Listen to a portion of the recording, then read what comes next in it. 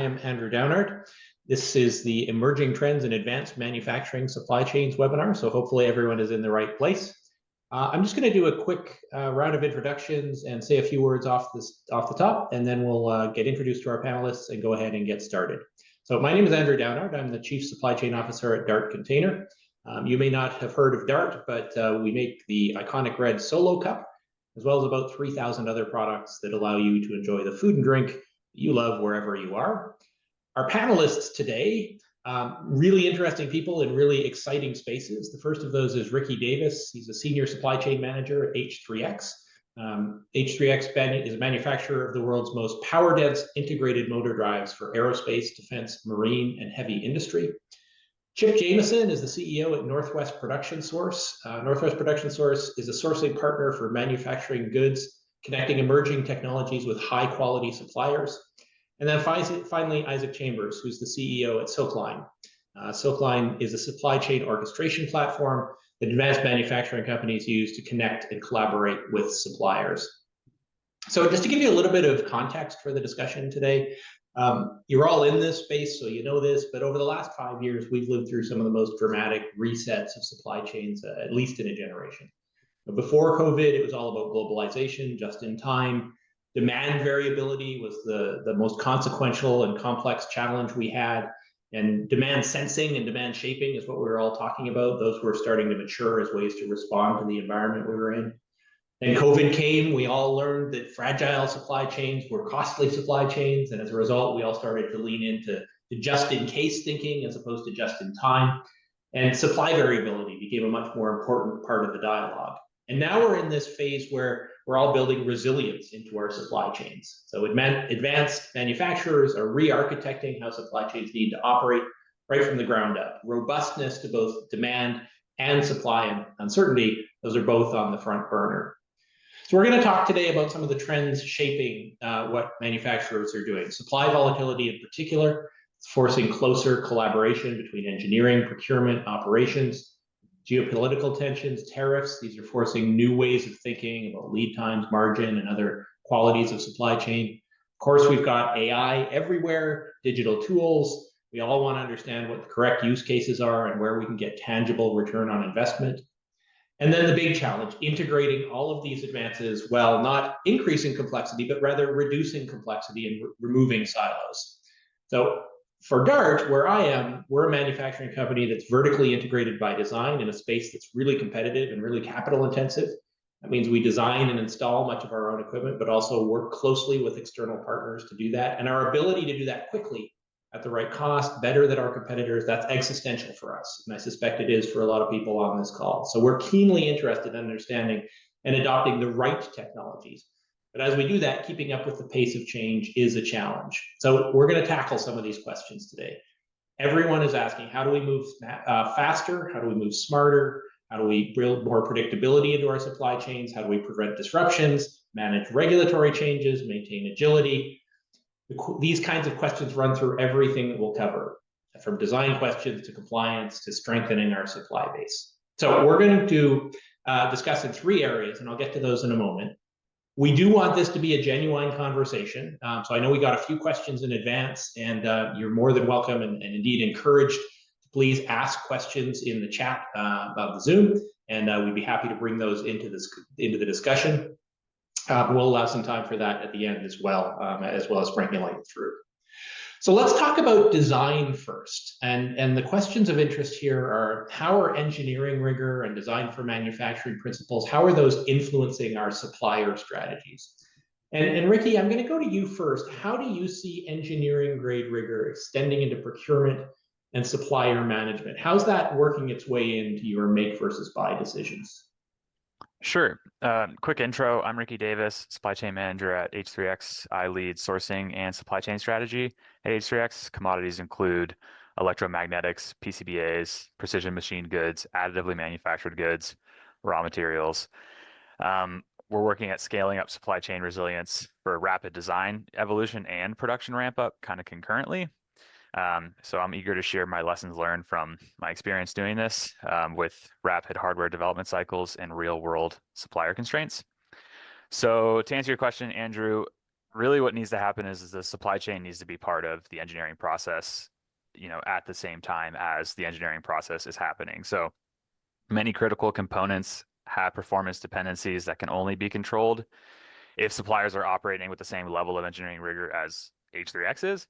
So that means we need to be cluing them in on what our level of engineering um, discipline is, and we're having the discussions about manufacturability and capabilities, process stability, and all of that as designs are finalized, because it becomes a lot more challenging uh, to adjust, to surprises after the design's finalized. Um, so how it's influencing make versus buy. So really, we have to assume that suppliers can meet requirements, or at least are able to become capable of meeting requirements, so that we're not insourcing based on cost and lead time anymore. We're insourcing based on other factors, like whether a process requires constant iteration or includes protected IP. Um, yeah, does that answer the question, Andrew? Yeah, yeah, very good. And when when you're looking at make versus buy, and the ultimate decision is buy, how do you think about the balance between over and under engineering in your supply base? Yeah, great question. So I think that is a matter of product maturity. Um, Really, you need to only bring in controls and documentation requirements when it's required, when the product maturity calls for it. So early on, um, you may be asking for something simple and expecting something quickly. And if the supplier doesn't understand what you're asking for, they may end up delivering far more than you need. And that takes time, that comes at a cost. So really, it's about engaging the supplier early on and sharing the critical project context so they understand the plan. So I like to think, we we use the word supplier, but really this day and age, partner is a better term. So you should be making sure that they have all the context that you have, with some limitations, surrounding IP, and allowing them to decide with your clearance what they deliver or when they raise potential issues. So I think it really is a matter of keeping them in the loop as much as possible, and including them as a partner, including them on manufacturability discussions, so that you aren't throwing something over the fence and then expecting them to read your mind and deliver what you didn't explicitly ask for. Yeah, yeah, okay, makes a lot of Ricky, you sense. kind of touched on this a little bit, but that make buy is kind of an ongoing evolution, right? Because as you trust that your supplier is going to be able to get there, even if they're not there today, and you help with that development effort. But we've heard from a lot of our customers that there are certain things that they just cannot have their suppliers get right, and even with really highly competent suppliers. So how do you think about that evolution of the assessment as you start with a buy and then ultimately transition towards a make? Sure. So I think like you should never like limit yourself to making or buying something. Obviously, like if you make a big capital investment, you're going to want to, use that. But over the long term, you should be able to switch back to buy if the time calls for it. So it does require some sort of assessment. I think the best way to do it is, as in a mature organization, when there is product maturity, like um, transitions, at that transition, you assess, okay, what are we making? What are we buying? Does this make sense? Should we change it? What are the costs? What are the impacts? And Isaac, you brought in the element of quality there. Chip, a question for you in your business. How do you see design for, sorry? How do you see design for manufacturing intersecting with quality? In other words, we all have to maintain or even better improve quality as we go about this work. What role does DFM play in that for you? I'm excited to be here because I get to kind of speak from both sides of the equation. I am, both a buyer and a supplier.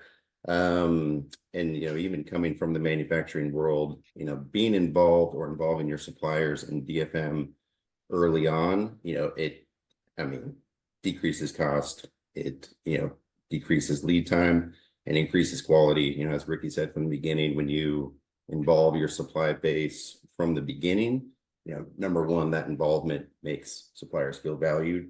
And it's also, sparks creativity and instills confidence in engineering teams that your, potential suppliers are going to get the job done as the requirements demand. Yeah. One of the questions we got through the chat ahead of time was about difficult use cases. And while we're in this design section, I might throw that open to the group. Any war stories or difficult use cases you've had in terms of design and working with suppliers that you'd like to share? Keep names out of it, maybe, but we'd be interested in the story.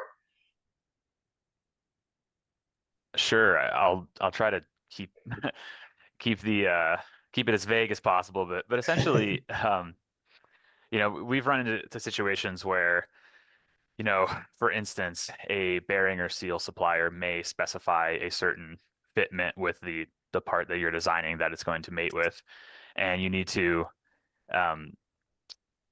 share that information with the manufacturer, and they will then provide feedback and potentially say, like, this is unlikely that we're going to be able to achieve this with current manufacturing capabilities. So this is a great example of why it's important to bring the supplier in before that design is finalized, so then you can, connect the dots between the two suppliers and find out what really needs to happen on the dimensions, for example, so that so you're not just, again, releasing a design, throwing over the fence, and setting a supplier up for failure to not be able to deliver on what you're asking them to do. Yeah, understood. Anyone else want to weigh in on that one? Okay, well, let's keep going in our conversation and talk a little bit about compliance. And this, I think there'll be some overlap with what we just talked about. But what we're interested in here is how manufacturers are thinking about traceability, sustainability, and various other compliance elements in the work that we do. I'll again, I guess throw it open to everyone, but maybe start with you, Chip. When faced with things like late deliveries, flawed parts, whatever the compliance issue is, how are you seeing manufacturers handle that with suppliers? Is it kind of the old ways, or are there some new ways? What are you seeing in that space? A combination of both, because there's quality management systems and regulations that suppliers need to conform with. So when we're facing a flawed part or a spec change, there's a process for either a rev change, or when there's a flaw, everyone knows what a corrective action report is. But, I'd say the big difference in kind of newer strategies that we're seeing, and incredibly important strategies, are just the ability for to send a picture or a video of whatever the flaw may be, explaining something in a couple of paragraphs, or even over the phone. You're literally playing telephone, but if you can zoom in and take a picture of what an issue may be, get all parties involved, that's where you're swiftly finding resolutions and solutions to problems. Answer your question all right? Yeah, no, I think so. And Isaac, I was going to ask you, you and I have known each other a little while now, and I've had the pleasure of seeing Silkline, grow from an idea into a thriving business. And I know you're very active in this space. I'm sure you've seen a lot of conversations fly back and forth, probably by email until you get your hands on them anyway. But do you want to talk a little bit about, what you've seen here and what the future looks like? Yeah, thanks, Andrew. So, I think traditionally, quality and supply chain are often treated as separate functions, and maybe they roll up to the same organization, but they don't work hand in hand the way that they could work. And that also, gets pulled left in the process to engineering. You think, okay, I design my product, I specify the requirements, and then I go and purchase the buy parts or the components that are going to go into the make parts. And then I build it, and then I get my non-conformances and I see what's wrong. And by the time that you get to that last step, it's often, to Ricky's point earlier, really challenging to then integrate feedback and quality data into your design to then change it. It can be really costly. And so part of what we do at Silkline is to help to connect all of the stakeholders in that discussion so that an engineer can participate in the sourcing process without inserting themselves in all of the little nitty-gritty details of, procurement and qualifying suppliers and all of that, and make sure that supply chain can do their job. But engineering can provide that upfront feedback, can get visibility into the parts that they need to do their job, and then integrate the quality workflow too. So we're collecting certificates of conformance digitally versus a paper copy in the box that has to get scanned in and then reviewed manually, and things are blocked, and you can't go dock to stock. And those are all of the little points across that pretty complicated workflow that touch a lot of different stakeholders, both internally, but also externally with your outside partners, that are really important to make sure that everyone is on the same page, that everyone has the same information. And I'm curious, Ricky and Chip, what your experience has been as you've been collaborating with suppliers, areas where you've seen that start to come to life. Yeah, great question. So I think, I can draw on experience with certain suppliers where they're very proactive and they are able to, keep me in the loop, whether or not I explicitly ask for it. But that's really where this needs to be trending. Right now, a lot of this sort of compliance and quality is reactive. It's handled reactively and it's done with incomplete details. Often as the buyer, I'm kind of the middleman. Engineer or quality says part's bad, and then I go to the supplier and say part's bad, but I don't tell them what's bad about it. I don't know. So I think trying to get integrated so that I have all the complete information, I'm able to share that completely with the supplier, and then vice versa. They're able to send me the information they have. Sometimes it's a matter of you inspected it differently and we have different expectations, or there was a unclear call out on the drawing. But often that right now is happening in advance a lot of times. So a supplier is not waiting for us to find out and trying to sneak it past us. They're saying, here's what we see, tell me what you think about it. And then we're able to feed that back into repeat orders. And then, that information lives somewhere that isn't just in a PDF or in an email inbox of somebody that may or may not be working there anymore. So it's great that we're able to get that sort of record over time so that we can build out not only the understanding specifically on particular parts, but a broader kind of relationship with the supplier, so that they start to know how we work, what we expect, and we start to know how they work and what we can expect from them. Yeah, and that relationship is so important, and it's really hard to figure out if a supplier is going to prioritize your work, if they're going to be honest with you about their capabilities and the geometries that they can do and the tolerances. And I was chatting with a customer yesterday, actually, and he said that they got a certificate of conformance back from a sheet metal supplier, and they hit every single tolerance exactly on the nose, which is go buy a lottery ticket because you have won the Mega Millions. That's impossible. And so I'm curious how you think about the kind of supplier onboarding, supplier evaluation as it relates to your quality process, and then building those supplier relationships and those capabilities over time. I can speak to that a little bit. I mean, it doesn't matter. Either way you look at it, there's an element of blind trust that goes into when you first meet a supplier, how you vet them, what is the first job you're going to throw at them to prove themselves and actually fall into a proper category within your supply chain. And it's nerve-wracking. I meet lots of people every single day, and the pitch is relatively the same, but when it comes down to it, I like onboarding suppliers that have an element of hunger with them. They're looking at new technologies, they're looking at new equipment, they want to better themselves. Those are the types of suppliers that at least I go after, and I know I can maybe not tread as lightly from the initial inbound and really see what they're made of. But yeah, when it comes down to it, doesn't really matter. I mean, I'm finding more and more documentation is, if not more important than a good part sitting on your dock. May as well be a piece of billet aluminum that's uncut sitting on your dock if it comes without paperwork. So traceability is key in that yeah, it's something I'm working on. But as Ricky said, if you're heading off problems up front, not only does it make your customer more happy, than finding things at the last mile. Yeah, I'll add to that, Chip. So, you shouldn't be afraid to ask hard questions of supplier up front. They should be prepared to answer them because odds are you're going to have to ask them a hard question at some point.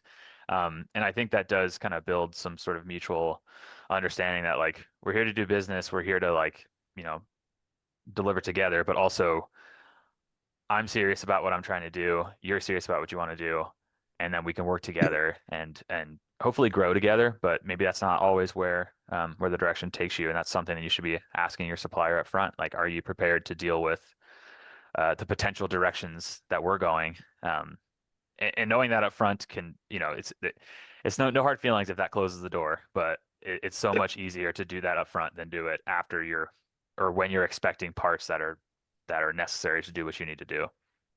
Yeah, I think that's a really important point, Ricky, because it goes both ways. Like if you're a supplier, you don't want to just get lobbed work over the fence and not know who your customer is. You want to be able to know what you're building for and build that relationship. And when there are issues, be able to have a direct relationship with someone to troubleshoot it. I want to, we got a comment here that I think might be relevant in the chat, and Brian Zonnefeld, I'll give you a second to hopefully get yourself off mute, or we can try and arrange that. But the comment was that bringing a supplier into the process early is a key to success. And Brian, if you're willing, I'd be interested in you expanding on what motivated that comment a little bit. Do you have an experience there or a way of doing that you could share?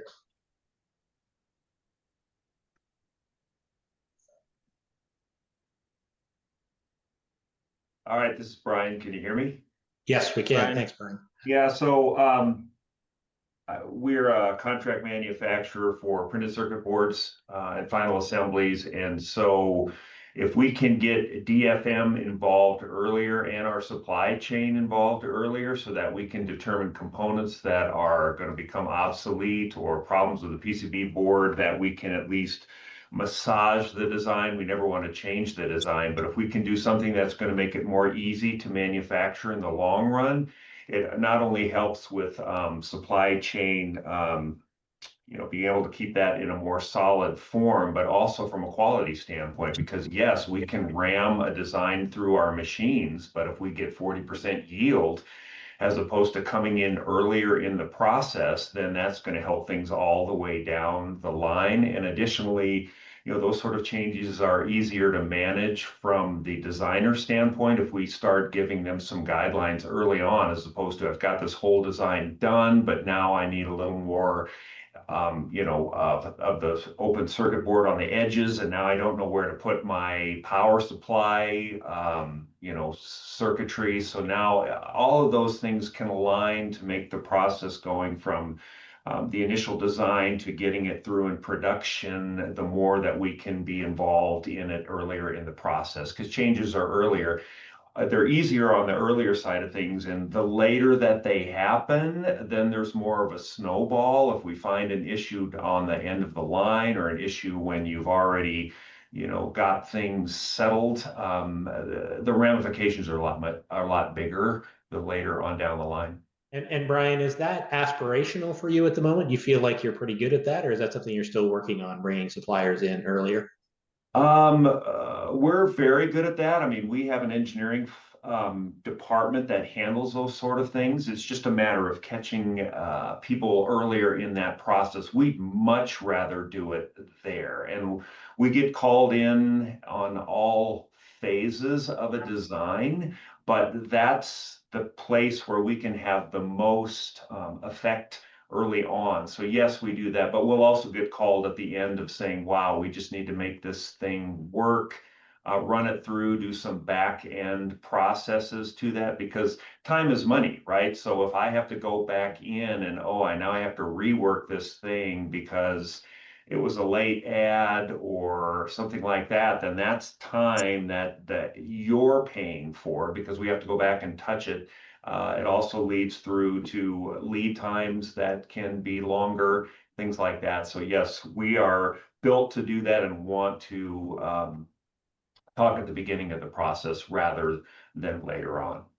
Yeah, no, that's a super example, very, very helpful. And I do want to talk about the how in a second, but before I do that, Ricky, Isaac, or Chip, any commentary or response to what Brian said? Yeah, I can add that. So Brian happens to be working for a supplier of mine, so we've been engaging, and I think he would probably wish I had reached out a little bit sooner. So I could definitely agree with him on that point. Especially, I'm learning a lot with the PCBA supply chain. It scales really well, and rework is miserable. So nipping those things in the bud early on will save you a ton of heartache down the line. And it can also save you a relationship with a supplier, because if you set them up for failure and they fail, it's your fault. So, but oftentimes that you cut them off and then you never work with them again. And that's not really an appropriate way to do business. I think it should be a partnership. So the $1 million question for me in this space is how, right? We want to bring suppliers in earlier. We want to have free flow of information, communication, but how do we do that? And one answer is compliance, is automation of compliance. And so Isaac, I definitely want to give you a swing at this, but maybe I'll go to Ricky first. Have you seen solutions that allow you to automate some of that work, and are those helping you be more collaborative? Yeah, absolutely. So I'll take this time to plug Silkline. As a buyer, I'm using it to communicate with suppliers in a very consistent way. An example that I have come across too many times is I've sent a supplier a request for quote. It's a drawing in a 3D model, and they can quote it based on the material and how long it's going to take them to make it. And they win the bid, and then I say, okay, great, here's all of the requirements we're going to ask you to adhere to. And they're like, wait a minute, we didn't know that you were going to need all this stuff. So I'm able to use Silkline to include all that stuff up front, which sounds like a small ask, but it's very challenging when you're sending out 15 emails to remember to include all of these things. So I'm able to include all this stuff, send out, everybody who's getting that bid sees the exact same scope of work. So it allows them to be prepared and to quote what the full scope of work is, especially on cost, but even more so on lead time. And in a lot of quick iteration orders, we don't want them to be late, but if we ask them to include particular, inspection requirements, something that adds time. So it gives us the opportunity to know how schedules are impacted and what the project is going to take. And then on the from the supplier to the buyer, integrating this information into systems so the information lives somewhere other than my email or on a pack slip, somewhere physically, for it to get crumpled up and thrown away accidentally. So I think that information can then become metadata associated with a particular part, particular serial number, and it can live with it throughout the entire manufacturing life cycle, and can, when you're ready to ship it out the door to a customer, exactly that thing adheres to all the requirements that we expected it to adhere to. So that's what's happening right now today. Longer term, I'd love to see some automation where software can assess whether or not the supplier has met the compliance requirements automatically. So it just eliminates human error. It says, you asked for these things and they provided these things, and here's what you're missing, go get it. It's would help during audits, but it also just help peace of mind, and also reduce the time lag of me finding out about it potentially weeks later and then going to ask a supplier to go hunt it down. So that's kind of what I'm seeing these days, and what I'd like to see in the future.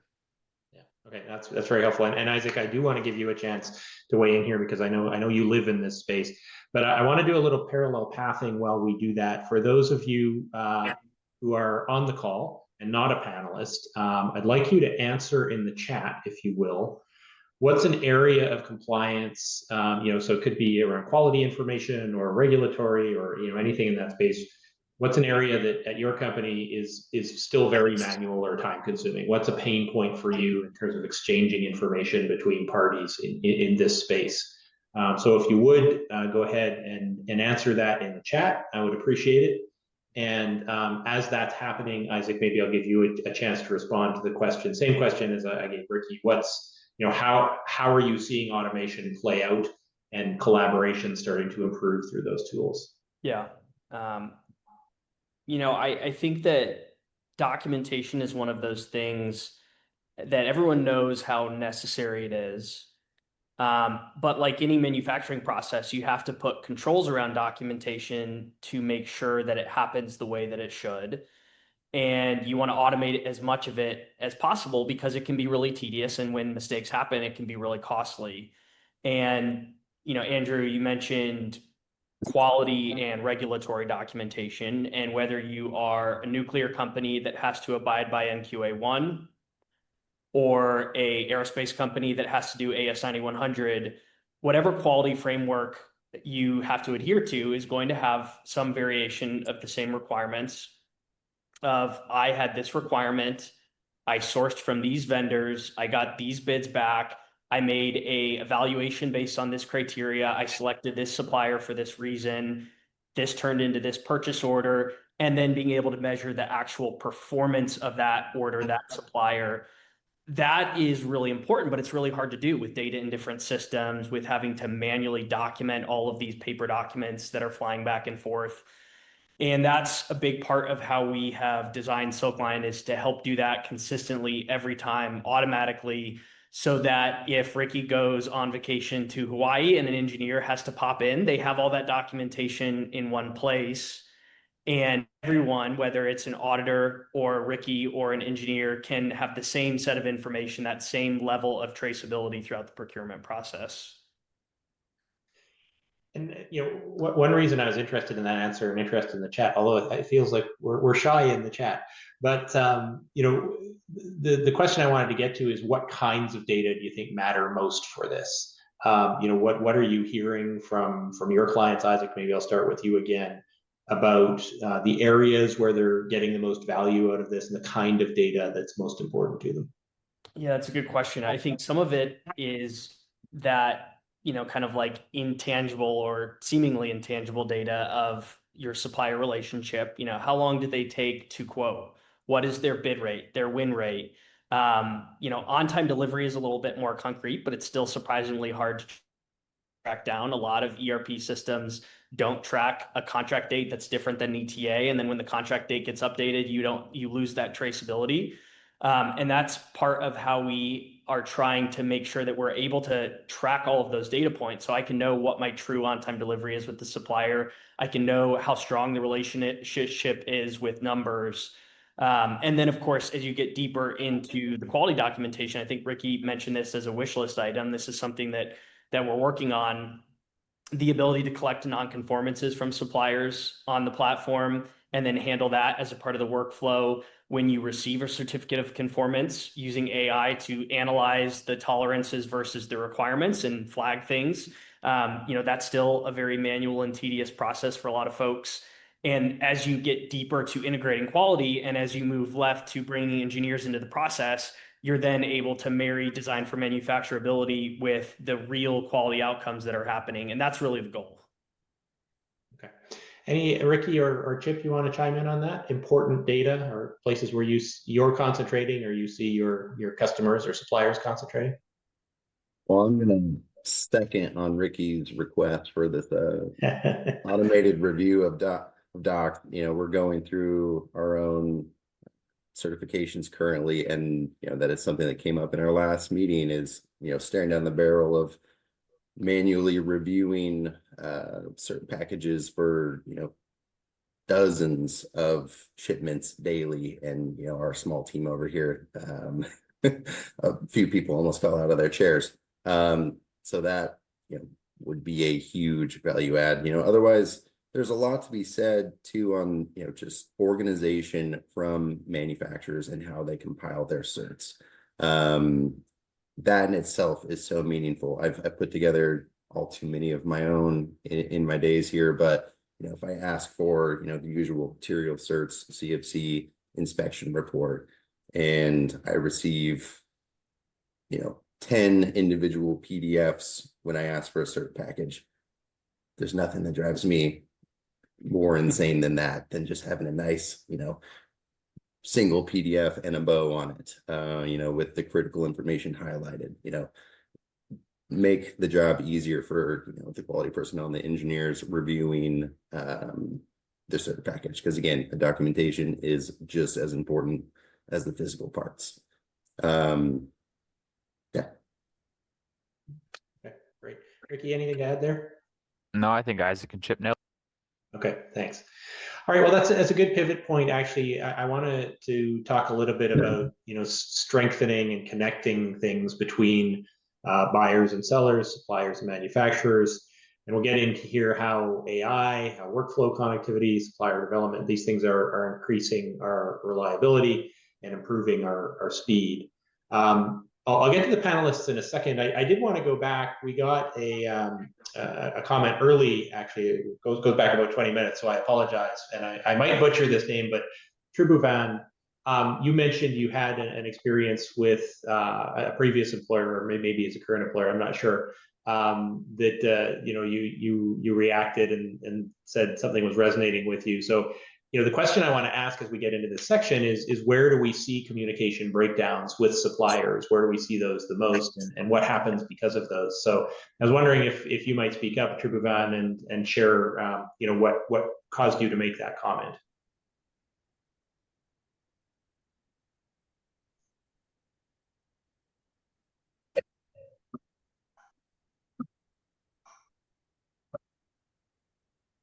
All right, we might not have Tribhuvan. We have another comment here from Luke, and talking about how a lot of procurement can happen outside of the supply chain organization, the procurement team, and that can make it hard to get traceability into the process when you have people kind of being mavericks and doing stuff on their own.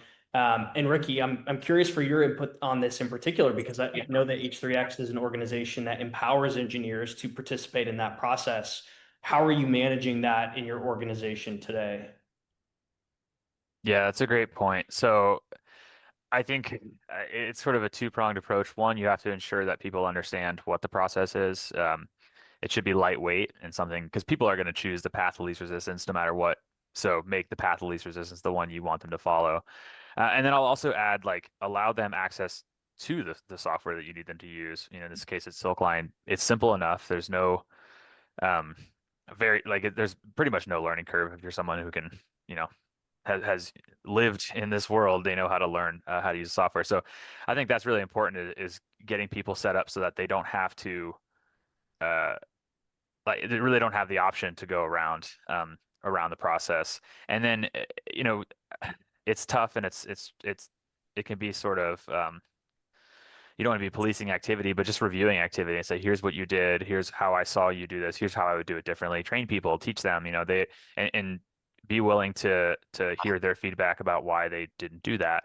I think that's really the best thing you can do. And in the end, you don't want all procurement to flow through procurement, or at least I don't, because then I end up buying people's Amazon packages, and I don't want to do that. So yeah, empower them to do it themselves, teach them the right way, and make the process lightweight enough that they're willing to do it. And thanks to Luke Bowman for that comment. Luke, if you're on, would you like to chime in here with either a response or an expansion on what you said in the chat?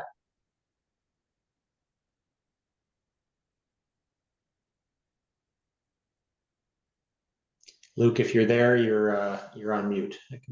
Yeah, I think you guys added some nice commentary, so thank you. Okay, appreciate the comment. Thank you. Chip, maybe I'll go to you. Again, the question on the table is sort of where do communication breakdowns tend to occur, and what happens because of them to set up this next section. So you have some thoughts or some experiences there you can share? Scars, perhaps?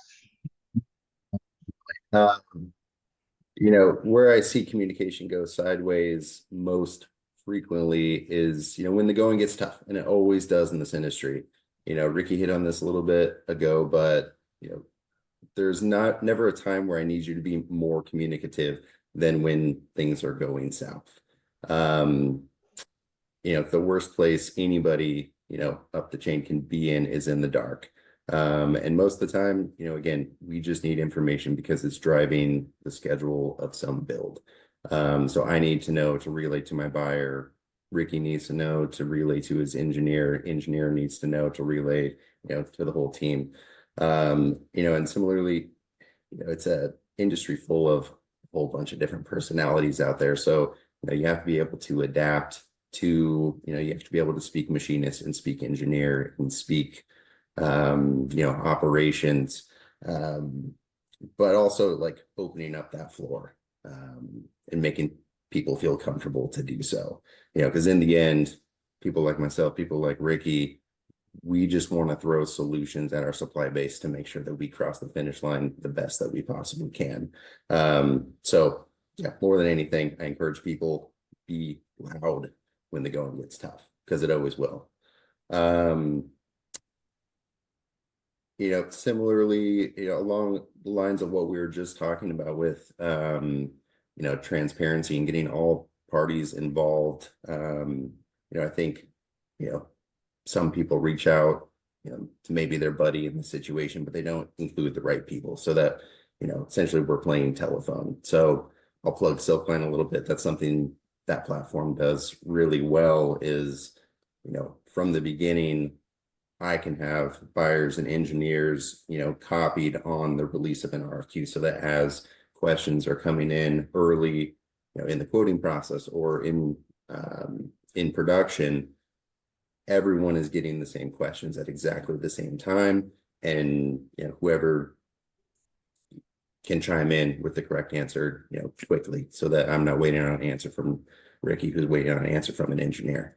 And same thing, Silkline facilitates the same thing on the manufacturer side of the equation. I have the ability to, tag in everybody from that manufacturer, so that everyone feels like they have a voice in the whole process. They don't have to go up the chain to their PM, who's going to relay, that might not know what's happening at the machine. So communication breakdowns happen with a lack of transparency. And similarly, fear drives a little bit of it, but at the end of the day, no one's gonna get anybody in trouble. It's about finding solutions. Yeah, and I'll add, Chip, there's also an element of communication from the buyer to the supplier that often breaks down as well. Information is just not shared. So, this is a self-reflection here, but we need to be prepared to tell them what we expect to pay for this thing, when we need it, what we actually need versus what, you might assume we need. So that's something that, on both sides of the purchase equation needs to happen, is like upfront proactive communication. In a little anecdote, I've shared target pricing with suppliers and they've laughed at me and said, good luck. But you have to have thick skin. And it's the same thing for a supplier when they say, I ran a tool through your part and you're not getting it when you thought you were going to get it. It's just business. We're working on this together. So you should not be afraid to share bad news in either direction.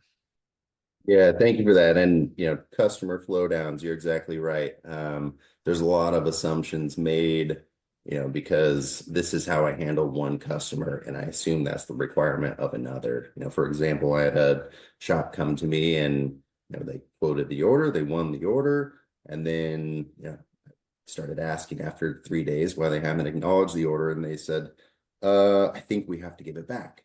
I was like, why? And they're like, well, we just saw that there's, laser part marking here, but we don't have a laser. We can only machine part mark. So we have to give the order back. I'm like, no, let's ask the question.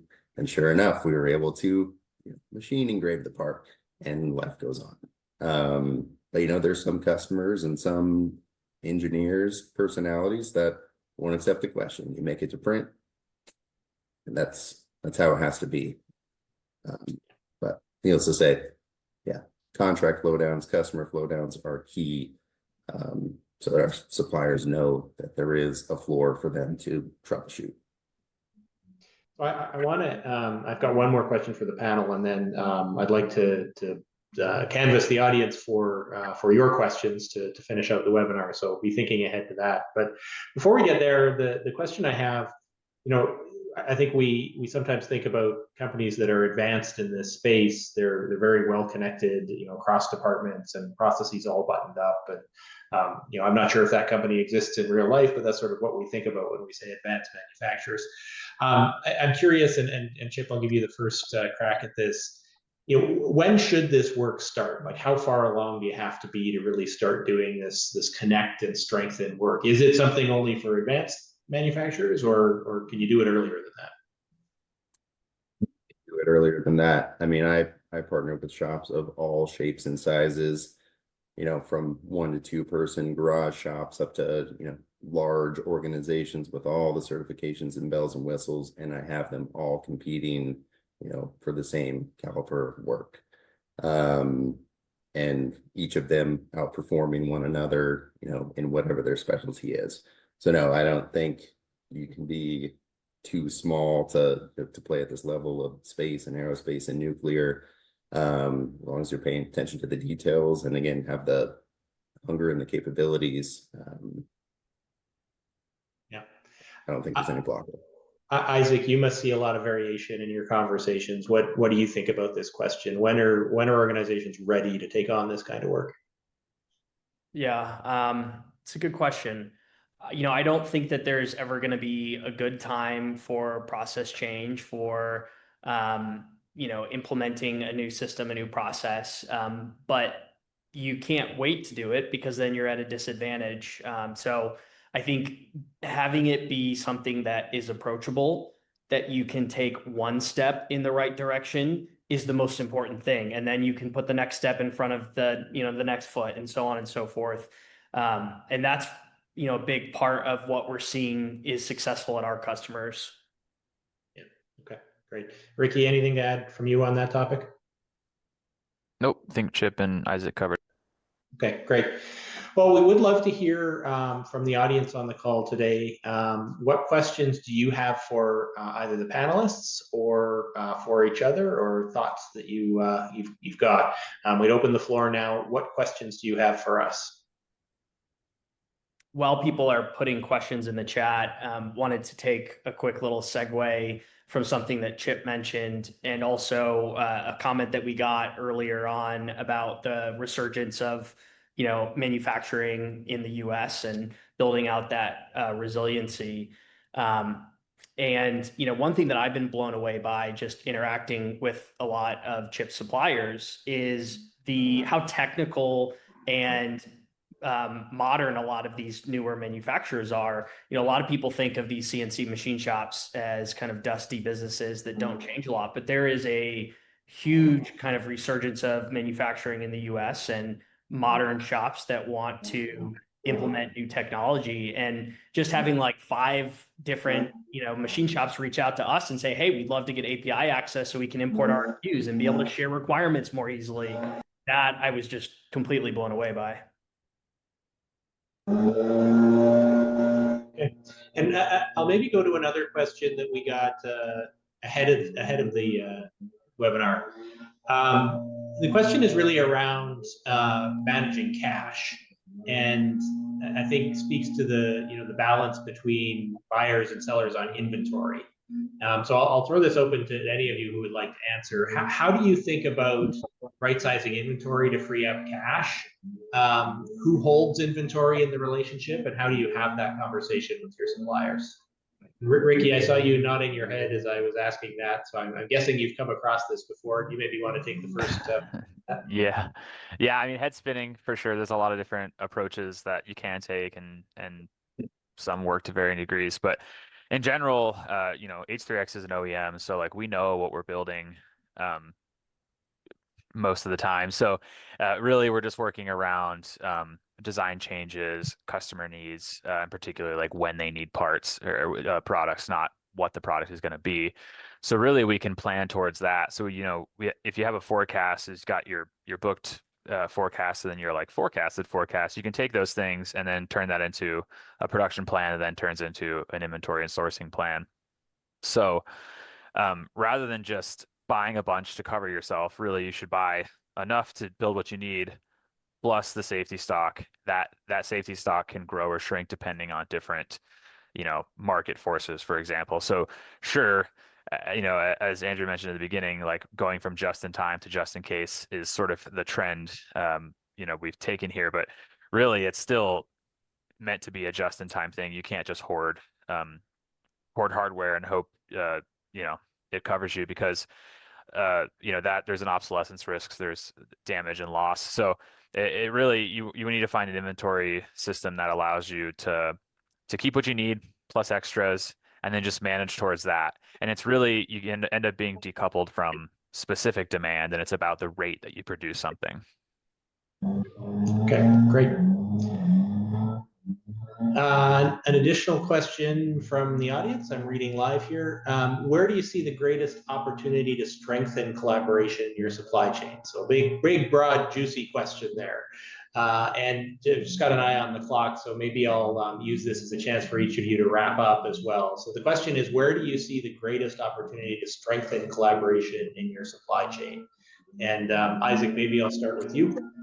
Yeah, I think quality has to be the area for me. It's crazy to me that 80% of OEMs still get COCs as a paper copy in the box, and that's something that we really want to change. So that is a fully integrated workflow. We're handling a lot of the procurement management, vendor management side of things, but moving into quality is something where I see a huge amount of opportunity to improve collaboration. Okay, great. Chip, do you want to go next on that question? Quality, and my whole business model is communication. Communication when the going gets tough. But over communicating, there's no such thing. Honestly, I have a tiered system, buckets that I put my different suppliers in. That's largely based on certifications, but communication is what moves those players around the chessboard the most. I can have the shop with all the certifications, all the bells and whistles, but if they don't pick up the phone, I'm going to question, whether I send the next job to them. I would rather fight through an order, but know where everything is at all times, than, get great hardware late and, with too many unknowns. Yeah. Okay, great. And Ricky, I'll give you the last word on this question. Where do you see the greatest opportunity to strengthen collaboration in the supply chains you're working in? Sure. So I think generally collaboration is really good, during the quoting to like issuing a PO process. And then most of the time after it's, arrived, whether there's quality issues or things like that. But there's the open order management piece that is sort of a black hole. If part's not due and I place the PO, what's going on with that? Where's the status? Like, tell me what's happening with the part. Is it still sitting on the shelf? Are you waiting on something? Are you, currently machining it, or, whatever, sintering metal? It's good to know really what the check-ins look like across, the manufacturing process. Not only is it good to know as a buyer, but I think something engineers like to see is the part that they've slaved over for, hours to design come to fruition, become a real part. So I think it just kind of generates excitement, gets some momentum going, to keep the projects alive. Okay, great. Well, clearly lots of opportunities still for collaboration. Appreciate all three of you weighing in on that. We're going to wrap up in a moment here. Before we do that, let me just thank our panelists again. Ricky Davis, Senior Supply Chain Manager at H3X, thank you very much. If anyone on the phone needs power dense integrated motor drives, give him a call. Chip Jameson, thank you, CEO at Northwest Production Source, sourcing partner for manufactured goods, connecting emerging technologies with high quality suppliers. If you're looking for a supplier for manufacturing process, give Chip a call. And then Isaac, CEO at Silkline, supply chain orchestration platform that advanced manufacturing companies use to connect and collaborate with suppliers. I know that's just about everyone on this call, so if that's of interest, give Isaac a call. Thank you to all three of you for your time today. Very interesting dialogue in a very important area, so appreciate it very much. And to everyone who joined us for the webinar, thanks very much for your time as well. We'll wrap it up there. Thanks, everyone. Thank you, Andrew, so much for hosting.